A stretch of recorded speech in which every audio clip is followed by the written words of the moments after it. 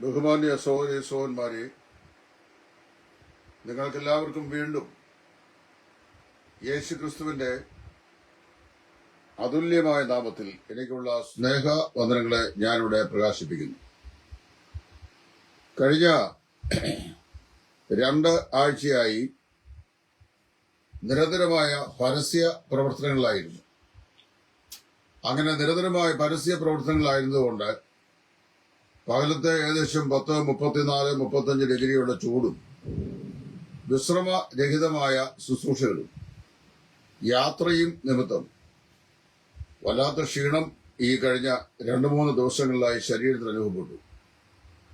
അപ്പോൾ ചില ആളുകൾ പറയാറുണ്ട്, അങ്ങനെ പ്രത്യേകിച്ച് ക്ഷീണമൊന്നും തോന്നാറില്ലെന്ന്. കാഴ്ചയിൽ ക്ഷീണം തോന്നാറില്ല എന്നുള്ളത് ദൈവത്തിന്റെ അപാരമായ കൃപയാണ്. എന്നാൽ ക്ഷീണം അല്പമായിട്ടുണ്ട് എന്നുള്ളത് ഈ സമയത്ത് ഞാൻ പ്രസ്താവിക്കുകയാണ്.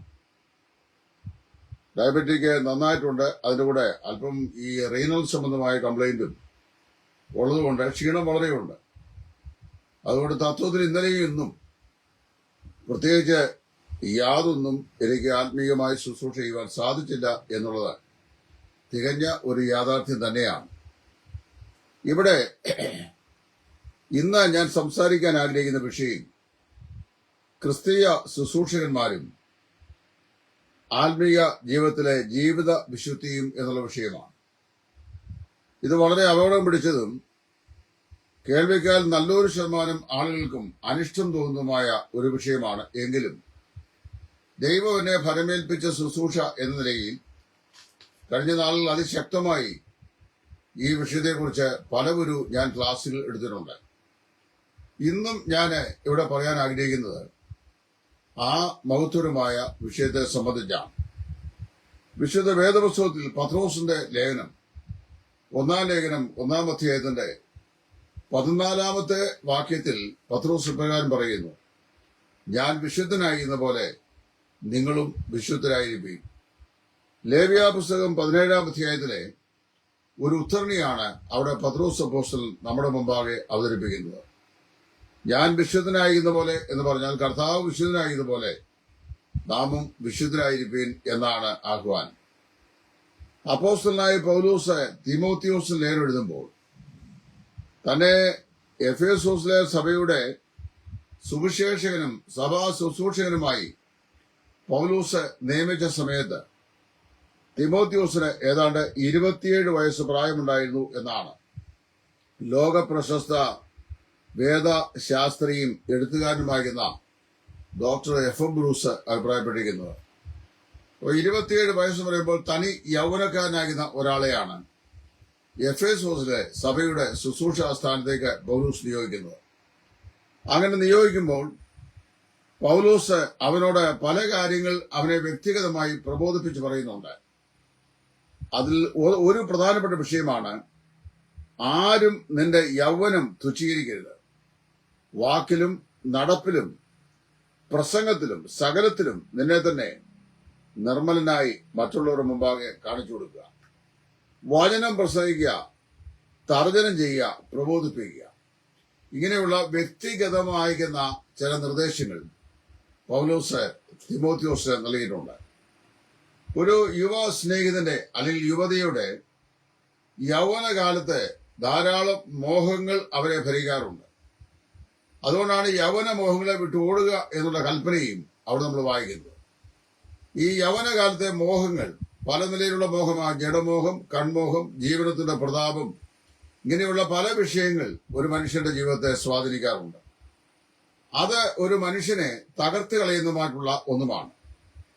അപ്പൊ ഈ ബന്ധത്തിലാണ് ശുശ്രൂഷകന്മാരുടെ ജീവിത വിശുദ്ധി എന്നുള്ള വിഷയം ഇവിടെ സംസാരിക്കാൻ ഞാൻ ആഗ്രഹിക്കുന്നത്.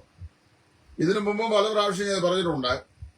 എന്നാൽ ഇങ്ങനെയുള്ള വിഷയങ്ങളൊക്കെ പബ്ലിക് ഫോറത്തിൽ സംസാരിക്കേണ്ട ആവശ്യമില്ല എന്നൊക്കെ പറഞ്ഞ് പിറുപിറുക്കുന്ന പല ആളുകളുണ്ട്. പക്ഷേ പറയാതിരിക്കാൻ സാധിക്കുകയില്ല. ആത്മീയ ലോകത്ത് വളരെ ഗുരുതരമായിരുന്ന ധാർമ്മിക ജീവിത പെശകുകൾ ഉണ്ടായിട്ടുള്ള പല ആളുകളെ സംബന്ധിച്ചും ചരിത്രത്തിലൂടെ നമുക്ക് മനസ്സിലാക്കാൻ സാധിക്കുന്നുണ്ട്.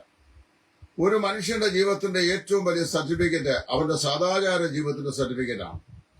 എന്ന് ഞാൻ വ്യക്തിപരമായി വിശ്വസിക്കുന്നു.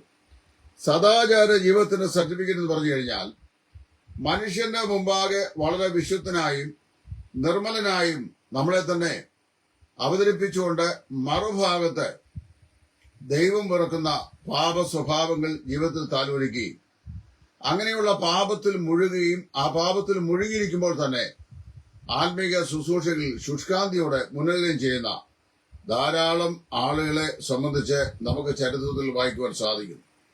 പേര് പറഞ്ഞ ചില ജീവിതങ്ങളെ സംബന്ധിച്ച് പറയുന്നത് വാസ്തവത്തിൽ ശരിയല്ല എങ്കിലും കഴിഞ്ഞ കാലങ്ങളിൽ ജീവിച്ചിരുന്ന ചില ആളുകളുടെ ജീവിത ശൈലിയെ സംബന്ധിച്ച് വായിച്ചും കേട്ടും ഞാൻ മനസ്സിലാക്കിയിട്ടുണ്ട്.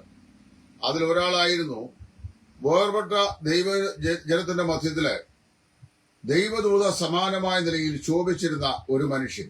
അദ്ദേഹത്തിന്റെ പേര് തമിഴ് ഡേവിഡ് എന്നാണ്.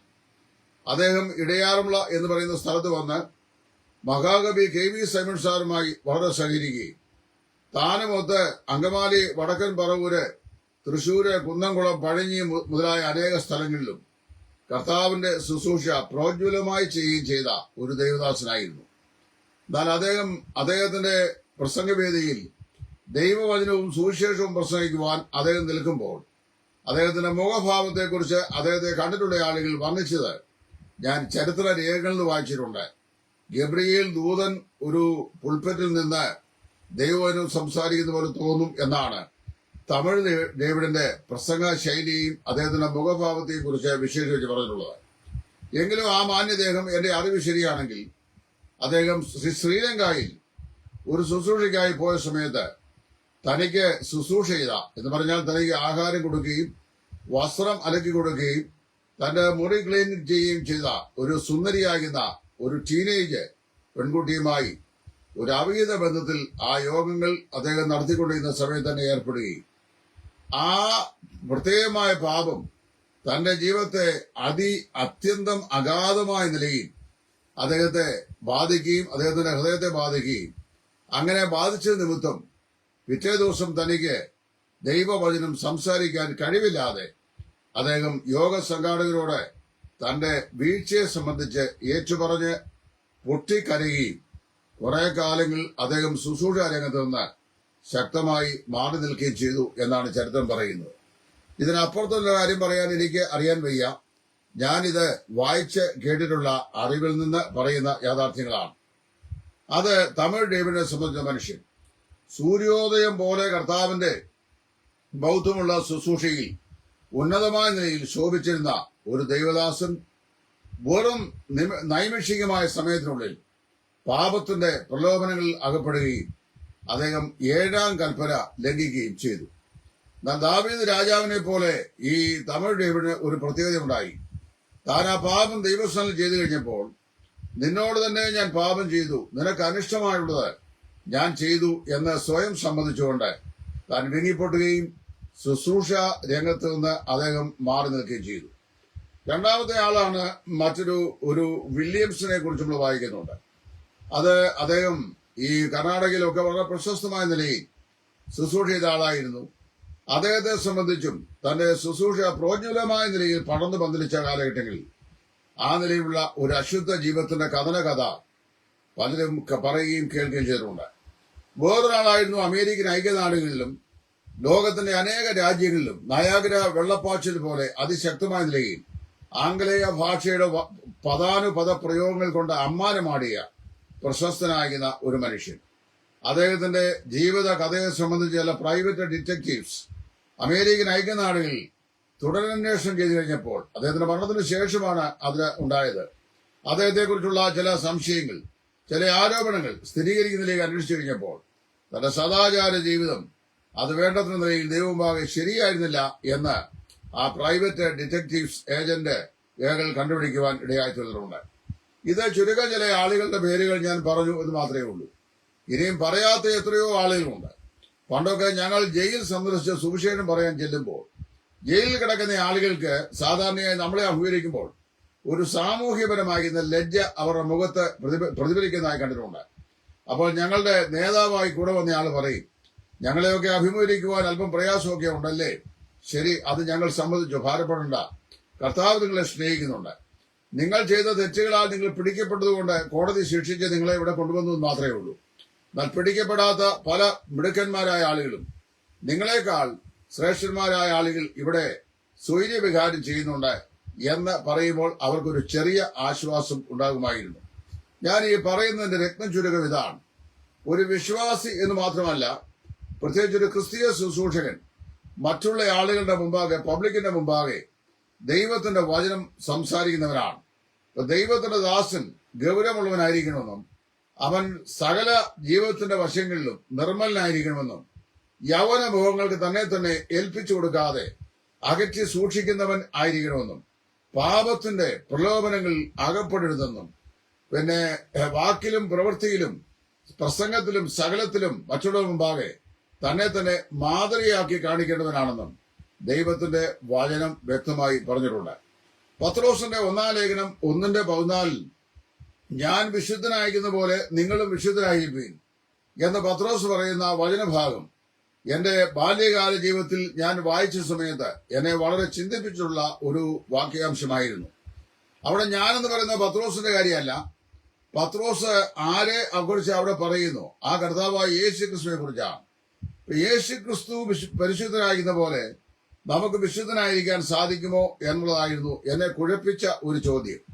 എന്നാൽ പിന്നീട് ഞാൻ സുവിശേഷങ്ങൾ പരതി നോക്കുകയും സുവിശേഷങ്ങളിൽ കൂടെ കർത്താവായ യേശു ക്രിസ്തുവിന്റെ പരസ്യ ശുശ്രൂഷ യാത്രയെ അപഗ്രഥിക്കുകയും ചെയ്തപ്പോൾ എനിക്ക് ഒരു യാഥാർത്ഥ്യം പരിശുദ്ധാത്മാവായ ദൈവം കാണിച്ചു തന്നു. നമ്മുടെ കർത്താവായ യേശുവിന്റെ ഐഹിക ജീവിതകാലത്ത്, അതായത് 30 മുതൽ 33 വരെയുള്ള 3.5 വർഷക്കാലത്തെ അദ്ദേഹത്തിന്റെ പരസ്യ ശുശ്രൂഷ കാലഘട്ടങ്ങളിൽ, ആ പരസ്യ ശുശ്രൂഷ കാലഘട്ടങ്ങളിൽ നിരവധി ആളുകൾ യേശു ക്രിസ്തുവിനെ ശുശ്രൂഷ ചെയ്തിട്ടുണ്ട്. പല സ്ത്രീകൾ, പ്രത്യേകിച്ച് ബഥാനിയയിലെ ലാസറിന്റെ സഹോദരിമാരായിരുന്ന മറിയയും മാർത്തയും, അതുപോലെ പട്ടണത്തിലേക്കും പാപിനിയായിരുന്ന സ്ത്രീയും, നിരവധി ആളുകൾ കർത്താവായ യേശു ക്രിസ്തുവിനെ അവന്റെ ഐഹിക കാലത്ത് ശുശ്രൂഷ ചെയ്തിട്ടുണ്ട്. പല പുരുഷന്മാരുമായും സ്ത്രീകളുമായും കർത്താവ് ഇടപഴകി തന്റെ ശുശ്രൂഷ രംഗത്ത് നിലനിന്നിട്ടുണ്ട്. എന്നാൽ ഒരിക്കൽ പോലും പാപത്തിന്റെ യാതൊരു പ്രലോഭനവും യേശു ക്രിസ്തുവിൽ ഉണ്ടായിരുന്നില്ല. എന്ന് മാത്രമല്ല, യേശു ക്രിസ്തുവിന്റെ ഐഹികവും ആത്മീയവുമായ തന്റെ ജീവിതം, അല്ലെങ്കിൽ ബാഹ്യവും ആന്തരികമായ തന്റെ ജീവിതം പിതാവായ ദൈവത്തിനും തന്നെ എതിർപ്പെട്ട ശത്രുക്കൾക്കും എല്ലാവർക്കും ഒരുപോലെ സാക്ഷ്യം പറയാൻ കഴിയുന്ന നിലയിൽ തികച്ചും സ്തുത്യർഹമായ ജീവിതമായിരുന്നു എന്നാണ് ദൈവത്തിന് വചനം പറയുന്നത്. 30 വർഷക്കാലത്തെ ക്രിസ്തുവിന്റെ ജീവിത ചരിത്രത്തെ 3 ഭാഗങ്ങൾ മാത്രമായിട്ടാണ് സുവിശേഷന്മാർ അതിനെ വിഭജിച്ചിട്ടുള്ളത്. ഒന്ന്, യഹൂദിയയിലെ ബേത്ലഹേമിൽ പുൽത്തൊഴുത്തിൽ കിടക്കുന്ന നവജാത ശിശുവായ യേശു. ആ യേശുവിനെ ആട്ടിടയന്മാർ ചെന്ന് കാണുന്നു, അവനെ നമസ്കരിക്കുന്നു. അതിനുശേഷം വീട്ടിൽ മറിയോടുകൂടെ ആയിരിക്കുന്ന ഈ ശിശുവിനെ വിദ്വാൻമാർ വന്ന് കാണുന്നു. പിന്നീട് നമ്മൾ വായിക്കുന്നത് 12-ാമത്തെ വയസ്സിൽ യെരുശലേം ദേവാലയത്തിൽ ശാസ്ത്രിമാരോട് വാദിച്ചും തർക്കിച്ചും ഇരിക്കുന്ന ബാലകനായ യേശുവിനെയാണ്.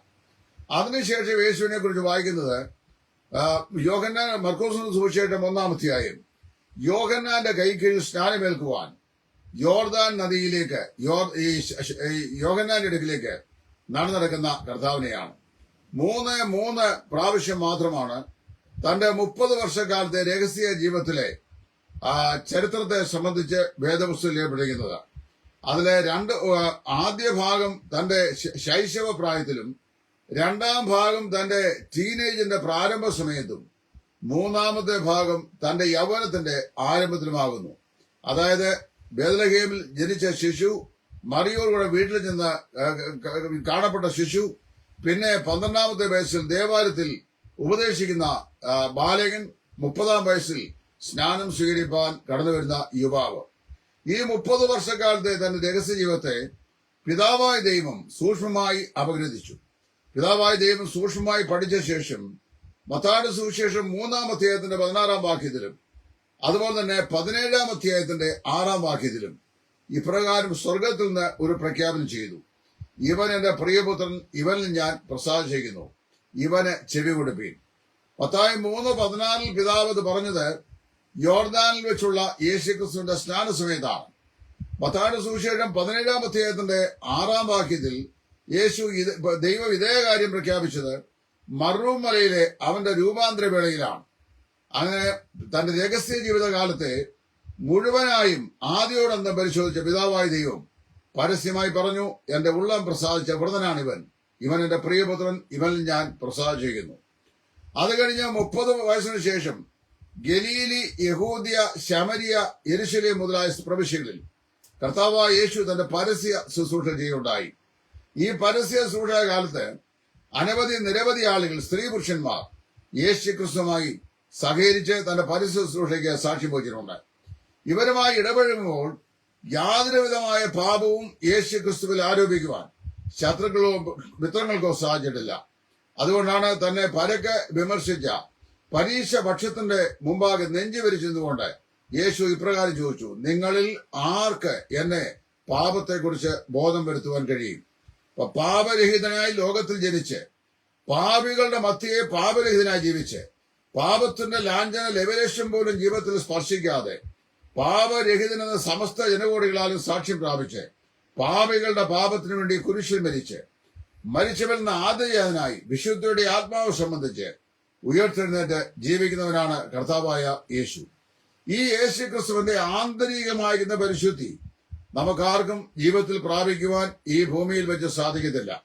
അതിന്റെ കാരണം കർത്താവായ യേശു പാപരഹിതനായി ജീവിക്കുന്നവനും നമ്മൾ പാപത്തിൽ ജനിച്ച് പാപ ശരീരത്തിൽ ജീവിക്കുന്നവരാകുന്നു എന്നുള്ളതാണ്. അങ്ങനെയാണെങ്കിൽ ഞാൻ വിശുദ്ധനായിരിക്കുന്ന പോലെ നിങ്ങളും വിശുദ്ധരായിരിപ്പീൻ എന്ന് പത്രോസ് പറയുന്നതിന്റെ സാരാംശം എന്താണ്, അല്ലെങ്കിൽ സാരസത്ത എന്താണ് എന്ന് പല ആളുകളും എന്നോട് ചോദിച്ചിട്ടുണ്ട്. ഞാൻ വചനം പഠിച്ചപ്പോൾ എനിക്ക് മനസ്സിലാക്കാൻ കഴിഞ്ഞത്, യേശുക്രിസ്തുവിന്റെ 33 വർഷക്കാലത്തെ ഐക്യ ജീവിതത്തിൽ താൻ ഈ ജഡശരീരത്തിൽ ഭൂമിയിലായിരിക്കുമ്പോൾ കർത്താവായ യേശുക്രിസ്തുവിന്റെ പ്രായോഗിക ജീവിത തലത്ത് കർത്താവായ യേശുവിന് പാപത്താലുള്ള യാതൊരു അശുദ്ധിയും സംഭവിച്ചില്ല. പാപമയമായ ലോകത്തിലാണ് അവനായിരുന്നത്. പാപികളുടെ, ചുങ്കക്കാരുടെയും പാപികളുടെയും സ്നേഹിതനായിട്ടാണ് അവൻ അറിയപ്പെട്ടത്. നസ്രായൻ എന്നാണ് അവൻ വിളിക്കപ്പെട്ടത്. എങ്കിലും പാപം അവനിൽ ചൂണ്ടിക്കാണിക്കുവാൻ ആർക്കും കഴിഞ്ഞില്ല. എന്ന് പറഞ്ഞാൽ അതിന്റെ അർത്ഥം ഇങ്ങനെയാണ്, കർത്താവിനെ സേവിക്കുന്ന തന്റെ ദാസന്മാരും യേശുക്രിസ്തുവിൽ വിശ്വസിക്കുന്ന വിശ്വാസികളും തങ്ങളുടെ ഈ ശരീരത്തിലെ ജീവിതത്തിൽ ദൈവപുത്രന്റെ ആന്തരിക പരിശുദ്ധി പോലെ വിശുദ്ധന്മാരായി തീരാൻ സാധിച്ചില്ല എങ്കിലും പ്രായോഗിക ക്രിസ്തീയ ജീവിത തലത്തിൽ കർത്താവായ യേശുക്രിസ്തു മാതൃകയായി കാണിച്ചു തന്ന ജീവിതത്തിന്റെ വിശുദ്ധി സൂക്ഷിക്കുവാൻ അവർക്ക് സാധിക്കും എന്നാണ്. അതുകൊണ്ടാണ് ലേഖനം എഴുതുമ്പോൾ അപ്പോസ്തലനായ പൗലോസ് കൊരിന്ത്യർക്ക് എഴുതിയ 1-ാം ലേഖനം 3-ാം അധ്യായത്തിന്റെ 16-ാം വാക്യം അവിടെ വായിക്കുമ്പോൾ, നിങ്ങളോ ദൈവത്തിന്റെ മന്ദിരമെന്നും നിങ്ങളെ വിലയ്ക്ക് വാങ്ങിയിരിക്കാൻ നിങ്ങൾ താന്താങ്ങൾക്കുള്ളവരല്ല എന്നും അറിഞ്ഞുകൊള്ളുവീൻ എന്ന് പറയുന്നു. അതേ ലേഖനത്തിന്റെ 6-ാം അധ്യായത്തിന്റെ 19 വാക്യങ്ങളിൽ ദൈവത്തിന്റെ ദാനമായി നിങ്ങളിലിരിക്കുന്ന പരിശുദ്ധാത്മാവിന്റെ മന്ദിരമാകുന്നു നിങ്ങളുടെ ശരീരമെന്നും ആകയാൽ നിങ്ങളുടെ ശരീരങ്ങളെ വിശുദ്ധീകരിക്കണം എന്നും പൗലോസ് അപ്പോസ്തലൻ പറഞ്ഞിട്ടുണ്ട്. ചുരുക്കം പറഞ്ഞു കഴിഞ്ഞാൽ, ഒരു ദൈവ പൈതൽ, ഒരു ശുശ്രൂഷകൻ, അദ്ദേഹം തന്റെ ജീവിതത്തിന്റെ എല്ലാ തലങ്ങളിലും സദാചാര മണ്ഡലങ്ങളിൽ വിശുദ്ധനും വിശ്വസ്തനും ആയിരിക്കേണ്ടതാണ്. എബ്രായ ലേഖനം അതിന്റെ 13-ാം അധ്യായത്തിൽ അതിന്റെ 4 മുതലുള്ള വാക്യങ്ങൾ അപ്പോസ്തലനായ പൗലോസ് പറയുമ്പോൾ, ഇവിടുത്തെ പ്രസംഗ വീരന്മാരും പടുക്കളുമായ ആളുകൾ വിവാഹവേദികളിൽ പലപ്പോഴും പ്രസംഗിച്ചിട്ടുള്ള, ഞാൻ നിരവധി വിവാഹവേദികളിൽ പ്രസംഗിച്ചിട്ടുള്ള ഒരു വാക്യാംശമാണ്. ഉള്ളതുകൊണ്ട് തൃപ്തിപ്പെടി, വിവാഹം എല്ലാവർക്കും മാന്യവും കിടക്ക നിർമ്മലവുമായിരിക്കട്ടെ, എന്നാൽ ദുർനടപ്പുകാരെയും വ്യഭിചാരികളെയും ദൈവം വിധിക്കും എന്ന് പൗലോസ് അപ്പോസ്തലൻ പറഞ്ഞിട്ടുള്ളതാണ്. അപ്പോൾ അവിടെ പറയുകയാണ്, വിവാഹം എല്ലാവർക്കും മാന്യമാണ്, എന്നാൽ വിവാഹ കിടക്ക നിർമ്മലമായിരിക്കണം എന്ന് പറഞ്ഞാൽ ഞാൻ പൊളിച്ചങ്ങ് പറയാം, വിവാഹിതരായ പുരുഷന്മാരുടെ കിടക്കയിൽ തന്റെ വൈവാഹിക ജീവിതത്തിലെ ഭാര്യ ഒഴികെ വേറെ ഒരു സ്ത്രീയും ആ കിടക്കയിൽ ഒരിക്കലും കിടക്കാൻ പാടില്ല, ആ സ്ത്രീയെ കാണാൻ പാടില്ല. 2, വിവാഹിതയായ ഒരു സ്ത്രീയുടെ കിടക്കയിൽ അവളുടെ ഭർത്താവായ, ലെജിറ്റിമേറ്റ് ഭർത്താവായ അവളുടെ ജീവിത പങ്കാളി ഒഴികെ വേറെ ആരും ആ കിടക്ക പങ്കിടുന്നവർ ആയിരിക്കരുത്. അതിനാണ് അപ്പോസ്തലൻ പറയുന്നത്, കിടക്ക നിർമ്മലവും ആയിരിക്കട്ടെ എന്ന്. എന്നിട്ട് അതോട് ചേർന്ന് പറയാണ്, എന്നാൽ ദുർനടപ്പുകാരെയും വ്യഭിചാരികളെയും ദൈവം വിധിക്കും. ദൈവം നൽകിയ വിവാഹ ജീവിതത്തിന്റെ വെളിയിൽ മറ്റേതെങ്കിലും ഒരു സ്ത്രീയോടോ പുരുഷനോടോ സോദോമിയോ ലെസ്ബിയനോ ആയ പാപപ്രവൃത്തിയിൽ ഏർപ്പെടുന്ന വ്യക്തിയുടെ പ്രവൃത്തിയാണ് വ്യഭിചാരം അല്ലെങ്കിൽ പരസംഗം എന്ന് വേദപുസ്തകം പറയുന്നത്. സദൃശ്യവാക്യത്തില് ശലോമോൻ പറയുമ്പോൾ 1000 ഭാര്യമാരോട് ജീവിച്ച ശലോമോൻ 1001ാമത് ശൂനേംകാരത്തി പെൺകുട്ടിയെ കണ്ട് അവളിലും മോഹിതനായി അവളെയും വിവാഹം കഴിക്കാനുള്ള തന്റെ ജഡത്തിന്റെ വൈകാരിക നിയന്ത്രണം സഹിക്കാൻ വയ്യാതായ ഒരു സാഹചര്യം അതിലേക്കുണ്ടായിരുന്നു. എന്നാൽ അദ്ദേഹം പിന്നീട് മാനസാന്തരപ്പെട്ട് അല്ലെങ്കിൽ യഥാസ്ഥാനപ്പെട്ട് തന്റെ ജീവിതത്തിന്റെ പിറകോട്ട് തിരിഞ്ഞു നോക്കി തന്റെ അബദ്ധ വഴികളെ കുറിച്ച് അപഗ്രഥനം ചെയ്തിട്ട് അദ്ദേഹം പറയാണ് സദൃശവാക്യത്തിൽ, വ്യഭിചാരിയുടെ നിന്ന ഒരു നാളും നീങ്ങിപ്പോകുകയില്ല. എന്നിട്ട് അദ്ദേഹം വീണ്ടും പറയാണ്, ഒരുവന് തന്നെ കാല് വെന്തുപോകാതെ തീയിൽ കൂടി നടക്കാമോ? സ്ത്രീയോട് അടുക്കുന്ന ഏവനും അങ്ങനെ തന്നെ എന്ന് പറഞ്ഞു കഴിഞ്ഞാൽ, ഒരു സ്ത്രീയോട് അടുക്കുന്ന വ്യക്തി, സ്ത്രീയോടെന്ന് പറഞ്ഞാൽ തന്റെ ഭാര്യയല്ലാത്തൊരു സ്ത്രീയോട് ശാരീരിക ബന്ധത്തിൽ അടുക്കുന്ന ഏത് പുരുഷനും ഏത് ശുശ്രൂഷകനും ഏത് വിശ്വാസിയും തന്റെ കാല് തീയിലേക്ക് നീട്ടിക്കൊടുക്കുന്നതിന് സമാനമാണ്, നന്നായി പൊള്ളും എന്നാണ് ഈ പറഞ്ഞതിന്റെ അർത്ഥം. അതുപോലെ തന്നെ അവിടെ ശലോമോൻ പറയുകയാണ്, വ്യഭിചാരിയുടെ നിന്ന നീങ്ങിപ്പോകുകയില്ല. ഒരു വിശ്വാസി പാപം ചെയ്താൽ അല്ലെങ്കിൽ ഒരു ശുശ്രൂഷകൻ പാപം ചെയ്താൽ ശരീരശുദ്ധി സംബന്ധിച്ച് ദൈവത്തിന് ഇഷ്ടമില്ലാത്ത ദുർമാർഗങ്ങൾ വന്നാൽ, ഞാന് ഒരിക്കൽ പറഞ്ഞു, ഒരു പാസ്റ്റർ എന്നെ പരീക്ഷയോട് ചോദിച്ച ചോദ്യത്തിന് ഉത്തരം ഞാൻ പറഞ്ഞ കാര്യം ഒരിക്കൽ പറഞ്ഞിട്ടുണ്ടല്ലോ. ദൈവസന്നിധിയിൽ തന്റെ പാപങ്ങളെ ഏറ്റുപറഞ്ഞാൽ ദൈവം ആ പാപങ്ങളെ ക്ഷമിക്കും. എങ്കിലും ആ പാപം ഉണ്ടാക്കി വെച്ച മുറിവിന്റെ പാട് ഒരു നാളും നീങ്ങിപ്പോകുകയില്ല എന്നാണ് പറഞ്ഞതിന്റെ അർത്ഥം. ഉദാഹരണമായി പറഞ്ഞു കഴിഞ്ഞാൽ, സാൻമാർഗികമായ സദാചാര ജീവിതത്തിൽ വീഴ്ച ഭവിച്ചിട്ടുള്ള ഒരു പാസ്റ്ററോ ഒരു സുവിശേഷകനോ നമ്മുടെ വീട്ടിൽ വന്നു കഴിഞ്ഞാൽ അദ്ദേഹത്തെ സംബന്ധിച്ച് ആ നിലയിൽ ഒരു കേട്ടുകേഴ്വി നമ്മുടെ ജീവിതത്തിൽ ഉണ്ടാവുകയും ആ കേട്ടുകേഴ്വി സത്യസന്ധമാണെന്ന് നമുക്ക് ബോധ്യം ഉണ്ടാവുകയും ചെയ്താൽ അദ്ദേഹം മാനസാന്തരപ്പെട്ട് ദൈവസ്ഥലിൽ യഥാസ്ഥാനപ്പെട്ട് ദൈവം അദ്ദേഹത്തിന്റെ പാപങ്ങളെ അദ്ദേഹത്തോട് ക്ഷമിച്ചാലും അദ്ദേഹത്തിന്റെ സ്വഭാവത്തിന്റെ വൈകൃതം മനസ്സിലാക്കുന്ന നമുക്ക് അദ്ദേഹത്തെ നമ്മുടെ വീട്ടിൽ സൂക്ഷിക്കുവാനായിട്ട് സാധിക്കത്തില്ല.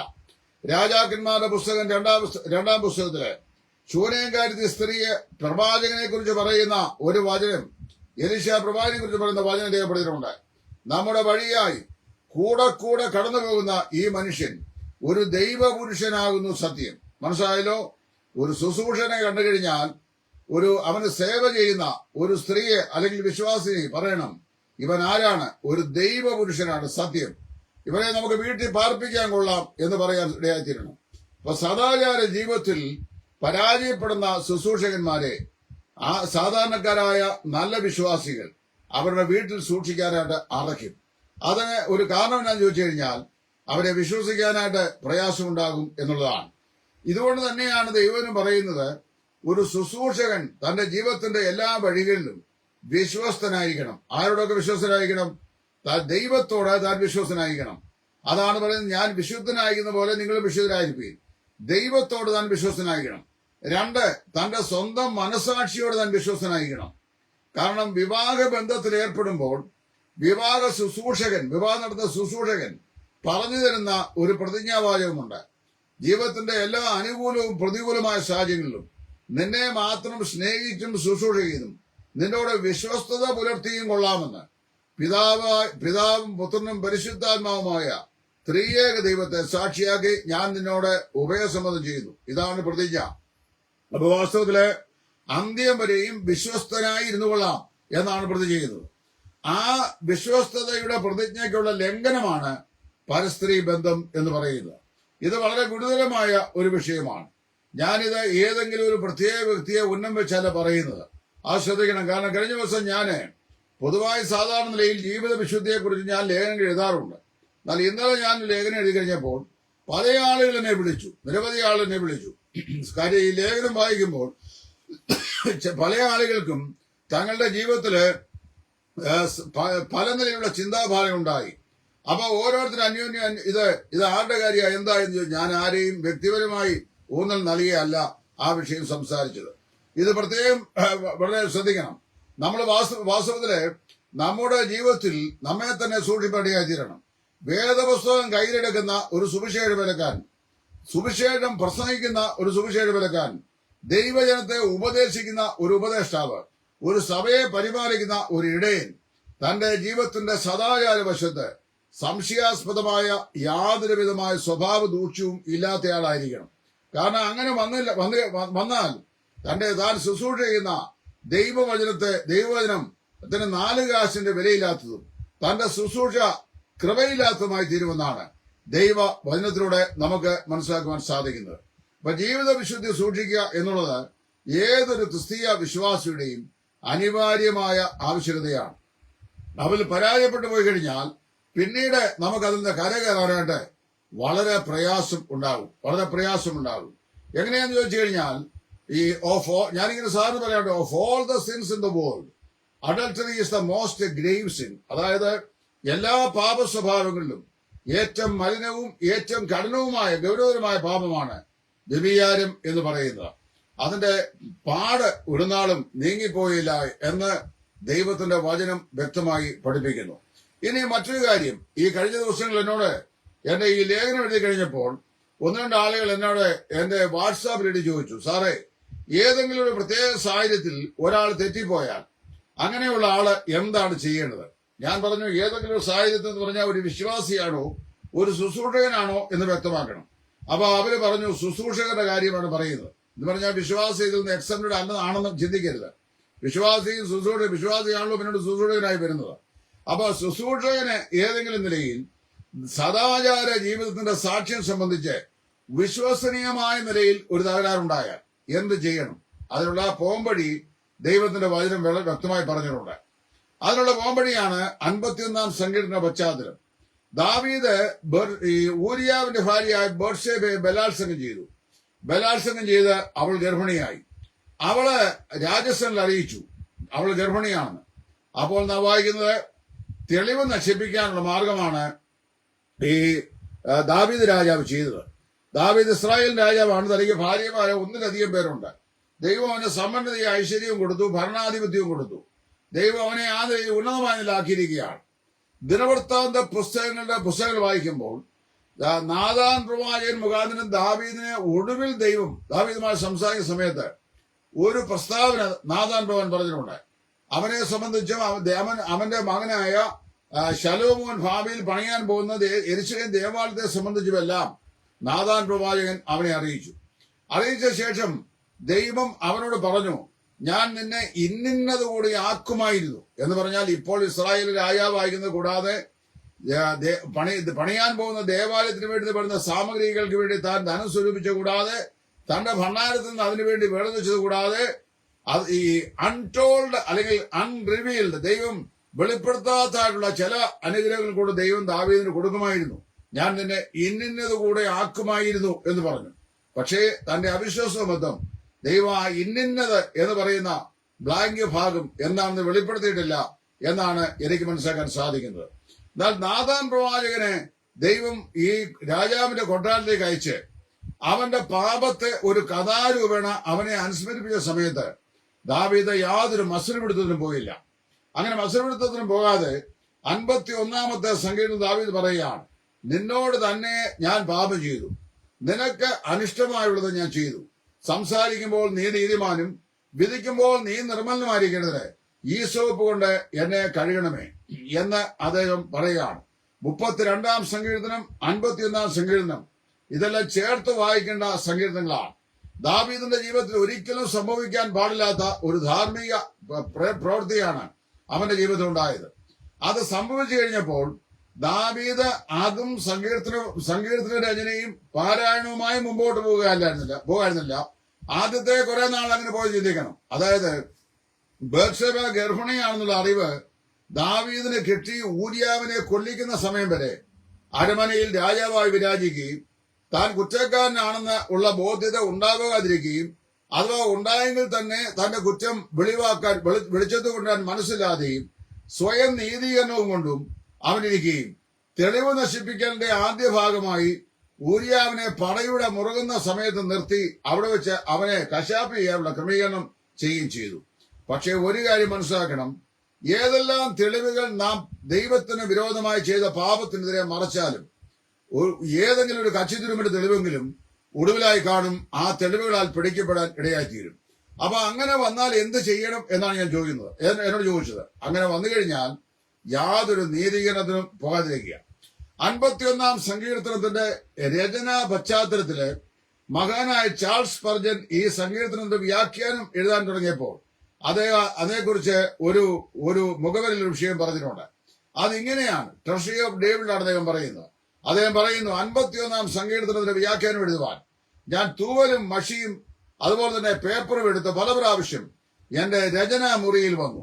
അപ്പോഴൊക്കെ ഞാൻ വരുമ്പോഴൊക്കെ നീ നിൽക്കുന്ന ഈ സ്ഥലം അതിവിശുദ്ധമാകിയാൽ നിന്റെ കാലിൽ ചെരുപ്പ് അഴിച്ചു കളയുക എന്ന് സീനായി പർവ്വതത്തിന്റെ അടിവാരം വെച്ച് ദൈവം മോശയോട് പറഞ്ഞ ശബ്ദമാണ് അന്തരാത്മാവിൽ പരിശുദ്ധാത്മാവായ ദൈവം എന്നെ കേൾപ്പിച്ചത്. ഏതാണ്ട് 3 ആഴ്ച ഇതേ നിലയിലുള്ള തടസ്സം എനിക്കുണ്ടായി.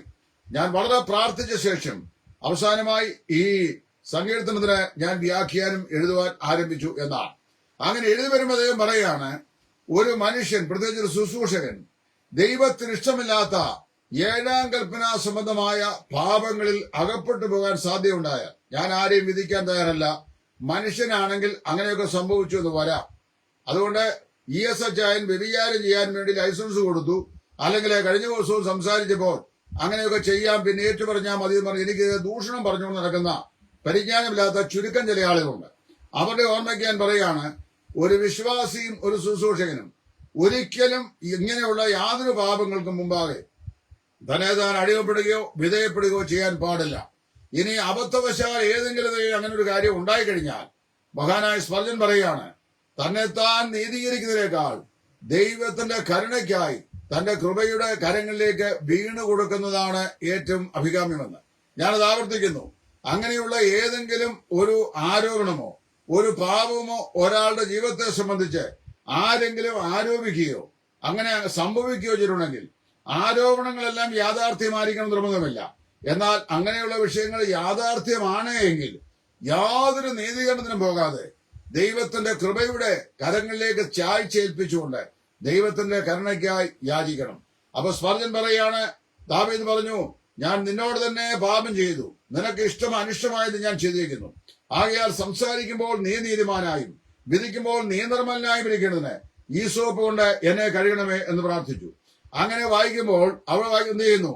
ദൈവം അവന്റെ പാപത്തിന്റെ കുറ്റം അവനോട് ക്ഷമിച്ചു എന്നാണ് വായിക്കുന്നത്. അങ്ങനെ കുറ്റം ക്ഷമിക്കപ്പെട്ട ശേഷമാണ് 32-ാം സങ്കീർത്തനം ഇടുന്നത്. ലംഘനം ക്ഷമിച്ചും പാപം മറച്ചും കിട്ടിയ മനുഷ്യൻ ഭാഗ്യവാൻ, യഹോവ അകൃത്യം കണക്കിടാത്ത മനുഷ്യൻ ഭാഗ്യവാൻ. തുടർന്നുള്ള വാക്യങ്ങളിൽ പാപം ഏറ്റു പറയുന്നതിന് മുമ്പ് തന്റെ കണ്ണ്, തന്റെ ചെവി, തന്റെ മൂക്ക്, തന്റെ വായ്, തന്റെ അസ്ഥികൾ, തന്റെ മാംസം, തന്റെ അന്തരാത്മാവ്, ഇവിടെ എല്ലാം തനിക്കുണ്ടായ മഹാവ്യതകളെ സംബന്ധിച്ച് അവിടെ ദാവീദ് വിവരിക്കുന്നുണ്ട്.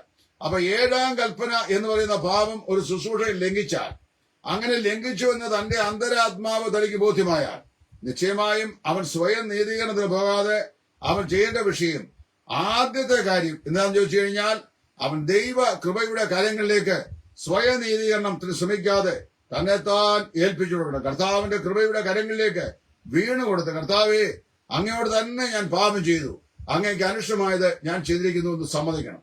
അങ്ങനെ സമ്മതിച്ചാലോ പക്ഷെങ്കിൽ ജനം അറിയുമ്പോൾ നാണക്കേടുണ്ടാകും എന്നൊരു ചിന്തയുണ്ടാകും. ജനങ്ങൾക്ക് ഒരു നാണക്കേട്, ജനങ്ങളുടെ മുമ്പാകെ ഒരു നാണക്കേടുണ്ടാകാം. പരിജ്ഞാനമുള്ളവരും ദൈവത്തെ ഭയപ്പെടുന്നവരും ദൈവവനും വിശ്വസിക്കുന്നതുമായ വിശ്വാസികൾ അവരാരും വേറൊരാളുടെ പാപത്തെ രസിക്കുകയില്ല.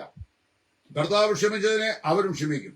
എന്നാൽ വേറൊരു വിഷയമുണ്ട്, മനുഷ്യനായതുകൊണ്ട് പല മനുഷ്യരും മറന്നുവെന്ന് വരികയില്ല. കാര്യം ക്ഷമയും മറവിയും മനുഷ്യരുടെ ബന്ധത്തിൽ രണ്ടെണ്ണാണ്, ദൈവത്തോട് ബന്ധത്തിൽ രണ്ടും ഒന്നാണ്.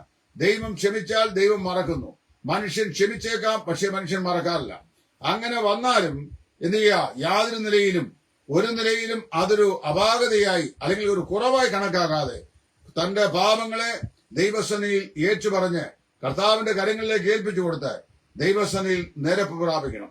രണ്ടാമത്തെ വിഷയം, അങ്ങനെയുള്ള പാപങ്ങളാൽ ആരോപിക്കപ്പെടുന്ന അല്ലെങ്കിൽ ആരോപണം ശരിയാണെന്ന് ബോധ്യമുള്ള ശുശ്രൂഷകന്മാർ തങ്ങൾ അങ്ങനെയുള്ള പാപങ്ങളിൽ അകപ്പെട്ട ശേഷം ദൈവത്തിന്റെ വചനം എടുത്തുകൊണ്ട് സങ്കോചമില്ലാതെ ശുശ്രൂഷയിൽ തുടരാമോ?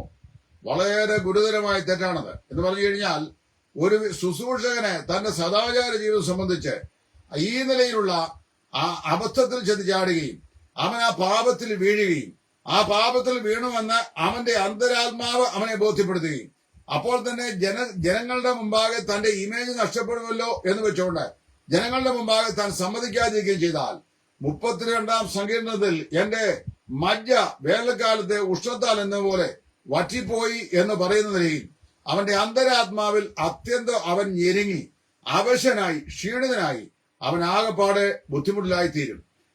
മാത്രമല്ല, ഏറ്റുപറയപ്പെടാത്ത പാപം അവനുള്ള ദൈവകൃപയെ കവർന്നു കളയും. പിന്നീട് അവൻ ഏത് ശുശ്രൂഷ ചെയ്താലും അതിന്മേൽ യാതൊരുവിധമായ ദൈവകൃപയോ അനുഗ്രഹമോ ഉണ്ടായിരിക്കുകയില്ല. അപ്പോൾ തന്നെ അവൻ സുവിശേഷം പ്രസംഗിച്ചാൽ ഭാവി രക്ഷിക്കപ്പെടുകയും ചെയ്യും. അതിന്റെ കാരണം പ്രസംഗിച്ചവന്റെ ക്വാളിറ്റി അല്ല, പ്രസംഗിക്കപ്പെട്ട ദൈവവചനത്തിന്റെ യോഗ്യതയാണ്. ദൈവത്തിന്റെ വചനം അത് അതിൻ്റെതായി പ്രവർത്തിക്കും. പക്ഷെ സംസാരിച്ചവനെ ദൈവം ആ നിലയിൽ അംഗീകരിക്കുകയില്ല. അപ്പൊ അങ്ങനെ ഏതെങ്കിലും ഒരു തകരാറ് ഒരു സുവിശേഷ വേലക്കാരന് അല്ലെങ്കിൽ ഒരു ശുശ്രൂഷകന് ഉണ്ടായാൽ അവരെന്ത് ചെയ്യണം എന്നാണ് എന്നോട് ചില ആൾ ചോദിച്ചത്.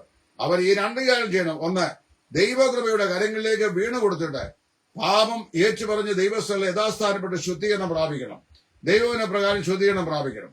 രണ്ടാമത്തെ കാര്യം അവൻ ചെയ്യേണ്ടത് തന്റെ ജീവിതവശത്ത് അരുതാത്തത്, താൻ ഒരിക്കലും ചെയ്യാൻ പാടില്ലാത്തത്, ദൈവജനത്തിന് മുമ്പാകെ മാതൃകയല്ലാത്ത പ്രവൃത്തിയിൽ താൻ ഇൻവോൾവ് ചെയ്യപ്പെടുകയാൽ താൻ എന്ത് ചെയ്യണം? കുറെ കാലത്തേക്കെങ്കിലും ദൈവവചന ശുശ്രൂഷയിൽ നിന്ന്, പബ്ലിക് ശുശ്രൂഷയിൽ നിന്ന് താൻ വിരമിച്ചിരിക്കണം. പരസ്യലോകത്തിന് മുമ്പാകെ ഉപദേശിപ്പാൻ അവൻ പോകരുത്. അതുകൊണ്ടാണ് പൗലോസ് അപ്പോസ്തലൻ റോമാലേഖനത്തിൽ ചോദിച്ചത്, ഹേ അന്യനെ ഉപദേശിക്കുന്നത് നീ നിന്നെ തന്നെ ഉപദേശിക്കാത്തത് എന്ത്? ആത്മീയ ലോകത്ത് ലൈംഗിക പാപികളായ ശുശ്രൂഷകന്മാർ ധാരാളം ഉണ്ടെന്നാണ് കഴിഞ്ഞകാല ജീവിത വെളിച്ചത്തിൽ അല്ലെങ്കിൽ കഴിഞ്ഞ കാലത്തെ എന്റെ ജീവിത അന്വേഷണ വെളിച്ചത്തിൽ എനിക്ക് മനസ്സിലാക്കുവാൻ കഴിഞ്ഞത്. കഴിഞ്ഞ ദിവസവും തമിഴ്നാട് പ്രദേശത്തുള്ള ഒരു പ്രശസ്തനായ പാസ്റ്റർ 2 പോക്സോ കേസിൽ കോടതിയില് അപ്പോയിന്റ് ആയിട്ടുള്ള സ്ഥിതി വന്നായിട്ട് വായിക്കുവാൻ ഇടയായി തീർന്നു. പത്രത്തിലും അത് വായിച്ചു, സോഷ്യൽ മീഡിയ പ്ലാറ്റ്ഫോമിൽ വായിച്ചു. അദ്ദേഹം ആരാണ്? ഒരു പാസ്റ്ററാണ്, ഒരു ദൈവ ശുശ്രൂഷകനാണ്. അപ്പൊ വാസ്തവത്തില് വേദപുസ്തകം കയ്യിലെടുക്കുന്ന ഒരു ശുശ്രൂഷകനെ വിശ്വാസികളായ ആളുകൾ വിശ്വസിക്കുന്നതിന്റെ ഒരു പ്രധാനപ്പെട്ട കാരണം ഇദ്ദേഹം വിശുദ്ധനായ ഒരു ദൈവപുരുഷനാകുന്നു എന്നുള്ള ദൈവഭയം കൊണ്ട് അങ്ങനെ വിശ്വസിക്കുകയാണ്. ഇദ്ദേഹം വിശുദ്ധനായ ഒരു ദൈവപുരുഷനാണെന്ന് വിശ്വസിക്കുന്ന വിശ്വാസികളെ തന്റെ ജീവിതത്തിലെ മലിനമാക്കുന്ന ഇത്തരം പാപങ്ങളിൽ ഏർപ്പെട്ട് അശുദ്ധമാക്കിയാൽ അങ്ങനെയുള്ള ശുശ്രൂഷകൻ പിന്നെ ദൈവവചന ശുശ്രൂഷയ്ക്ക് യോഗ്യനല്ല. ഞാൻ ആദ്യം സൂചിപ്പിച്ച തമിഴ് ഡേവിഡ് എന്ന് പറയുന്ന പ്രഗത്ഭനായ ദൈവത്തിന്റെ ദാസൻ ഏറിയ സമരസങ്ങൾ അദ്ദേഹത്തിന്റെ ശുശ്രൂഷയിൽ നിന്ന് അദ്ദേഹം സമനസാലെ മാറി നിൽക്കുകയും താൻ ദൈവവചനം എവിടെയും പ്രസംഗിക്കാതിരിക്കുകയും ചെയ്തു. എന്നാൽ ഒടുവിലത്തെ കാലം എന്ന് കഴിഞ്ഞപ്പോൾ സഹോദരന്മാർ അദ്ദേഹത്തെ നിർബന്ധിച്ച് അദ്ദേഹത്തെ കൊണ്ട് പ്രസംഗിപ്പിച്ചു. എങ്കിലും ചരിത്രം പറയുന്നത് ആദ്യകാലത്ത് തന്നിൽ വ്യാപരിച്ചിരുന്ന ദൈവകൃപയുടെ മഹത്വം പിന്നീട് ആ ശുശ്രൂഷയിൽ കേൾവിക്കാർക്ക് അനുഭവവേദ്യം ആയില്ല എന്നാണ്. അതുകൊണ്ട് ഞാൻ ഈ വാക്കുകൾ ദീർഘിപ്പിക്കുവാൻ ഞാൻ ആഗ്രഹിക്കുന്നില്ല. പത്രോസ് പറയുന്നു, ഞാൻ വിശുദ്ധനായിരുന്ന പോലെ നിങ്ങളും വിശുദ്ധരായിരിക്കും. മറഞ്ഞിരിക്കുന്ന ജീവിതമണ്ഡലത്തിൽ പാപത്തെ താലോലിക്കുകയും തുറന്ന പാഠശാലയിൽ ദൈവത്തിന്റെ വചനം അനായാസന സംസാരിക്കുകയും യാതൊന്നും സംഭവിച്ചിട്ടില്ല എന്ന പോലെ ജീവിക്കുകയും ചെയ്യുന്ന ആളുകൾ തങ്ങളുടെ മിടുക്കൊണ്ട് കുറെ കാലത്തേക്ക് മുമ്പോട്ട് പോയി എന്ന് വരാം. പക്ഷെ ഒരു കാര്യം ഞാനിവിടെ ഓർപ്പിച്ചുകൊണ്ട് നിർത്തുവാൻ ആഗ്രഹിക്കുകയാണ്. ഇസ്രായേൽ യെരിഹോവിൽ പരാജയപ്പെടാൻ കാരണമായി തീർന്നത് ആഖാൻ എന്ന് പറയുന്ന ഒരുവൻ ശബദാർപ്പിത വസ്തു മോഷ്ടിച്ചു എന്നുള്ളതാണ്.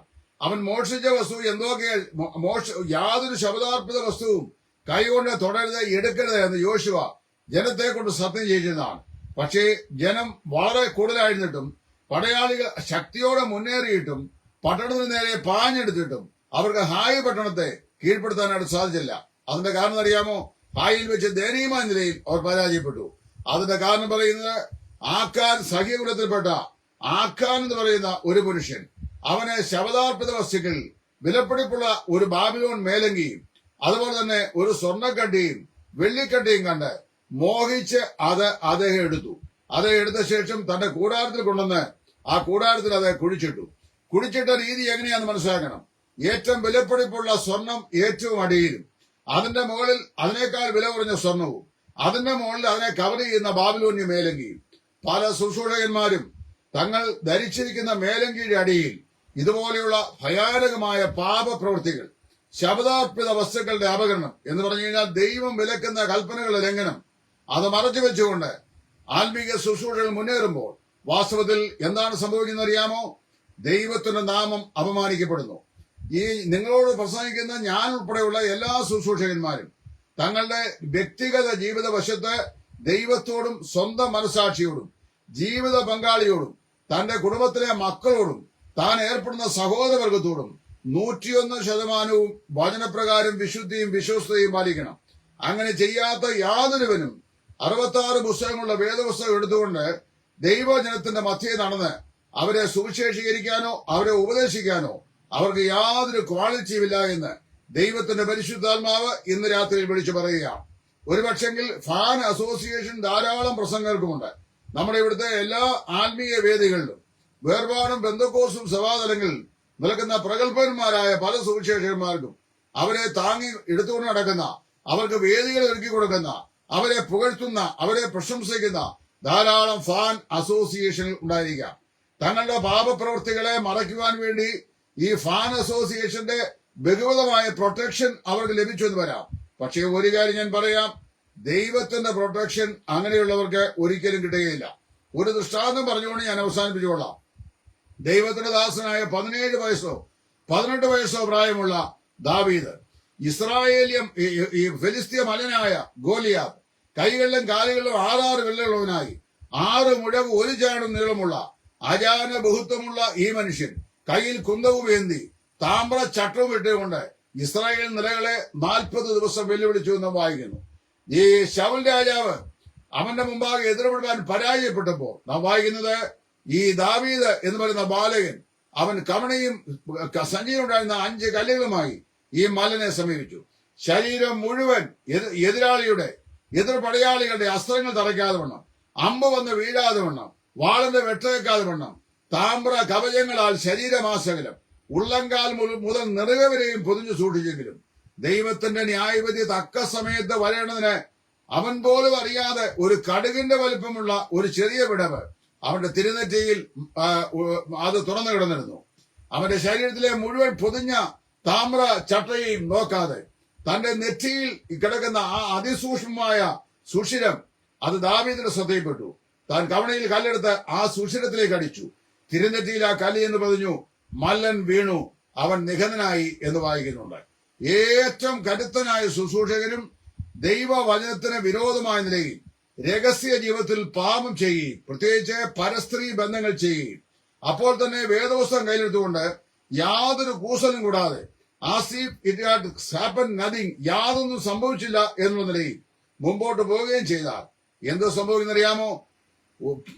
ഈ അങ്ങനെയുള്ള ആളുകൾക്ക് തന്നെ സ്വയം സംരക്ഷണത്തിന് വേണ്ടുന്ന ഫാൻ അസോസിയേഷനെയും സംഘടനകളെയും സാരഥികളെയും മഹാന്മാരെയും നേതാക്കന്മാരെയും അവരുടെ എല്ലാ അപ്ലോസുകളെയും എല്ലാം സ്വീകരിച്ച ശേഷവും തക്ക സമയത്ത് ദൈവത്തിന്റെ ന്യായവിധി പതിക്കേണ്ടതിന് തിരുനെറ്റിയിൽ ഒരു ചെറിയ ഇടം ഒളിഞ്ഞു കിടക്കും, തുറന്നു കിടക്കും.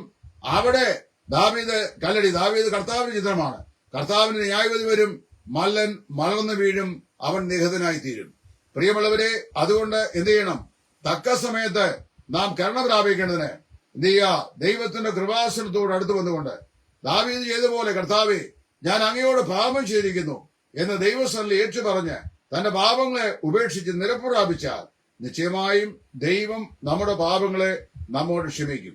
ഞാന് പിന്നെയും പറയുന്നു, ഞാൻ പൊതുസമൂഹത്തിൽ ഈ ദിവസങ്ങളിൽ സോഷ്യൽ മീഡിയ പ്ലാറ്റ്ഫോമിലും പത്രങ്ങളിലും ഒക്കെ വായിക്കുന്ന ആത്മീയ ലോകത്തെ ശുശ്രൂഷകന്മാരുടെ ഇടയിലെ അവിശ്വസ്തത എന്ന് പറയുന്ന വിഷയത്തെക്കുറിച്ചാണ് ഇവിടെ സംസാരിക്കുന്നത്. അതുകൊണ്ട് ഞാൻ അതിപരിശുദ്ധനായ ഒരു വ്യക്തി ആയതുകൊണ്ട് ഇതൊക്കെ പറയുന്നു എന്നല്ല ഞാൻ പറയുന്നത്. ഞാനും പാപിയായ മനുഷ്യനാണ്. പക്ഷേ ഞാൻ ഇങ്ങനെയുള്ള കൊള്ളതായ്മയ്ക്കൊന്നും ദൈവം ഇന്ന് വരെയും പോയിട്ടില്ല, പോകാൻ ഇടയാകരുത് എന്ന് ദൈവസന്നിധിയിൽ പ്രാർത്ഥിക്കുകയും ചെയ്യുന്നു. പ്രിയമുള്ളവരെ, ദൈവം നമുക്ക് തന്നിരിക്കുന്ന ഈ വേല അത് വിശുദ്ധിയുടെ ശുശ്രൂഷയാണ്.